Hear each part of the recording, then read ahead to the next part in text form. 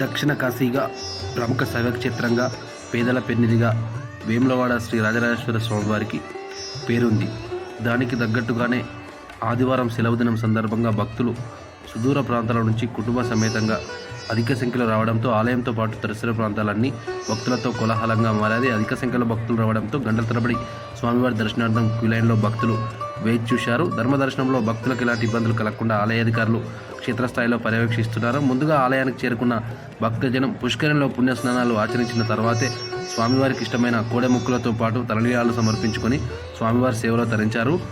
శ్రీ రాజరాజేశ్వరి దేవి మహిషాసుర మర్దిని అమ్మవార్ల వద్ద కుంకుమార్చన పూజా కార్యక్రమాలను సైతం భక్తులు భక్తి శ్రద్ధలతో కుటుంబ సమేతంగా నిర్వహించి ఆ దేవదేవుళ్ళ సేవలో తరించారు. స్వామివారి రాజన్న క్షేత్రం అనగానే అందరికీ గుర్తుకు వచ్చేది కోడెముక్కు.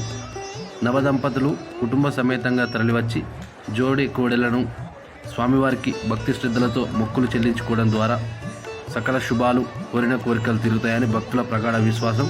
ఈ నేపథ్యంలోనే స్వామివారి ఆలయానికి వచ్చిన భక్తులు ప్రతి ఒక్కరూ స్వామివారికి కోడెముక్కులు సమర్పించుకోవడం ఆనవాయితీగా వస్తున్న తరుణంలో భక్తులు ఆదివారం సెలవు దినం, అందులోనూ సమ్మక్క సారలమ్మ జాతర నేపథ్యంలో కూడా రాజరాజేశ్వర స్వామివారిని దర్శించుకున్న తర్వాత సమ్మక్క సారలమ్మ జాతరకు వనదేవతలను దర్శించుకొని సేవలు తరించడం ఆనవాయితీగా వస్తున్న విషయం మనందరికీ తెలిసిందే.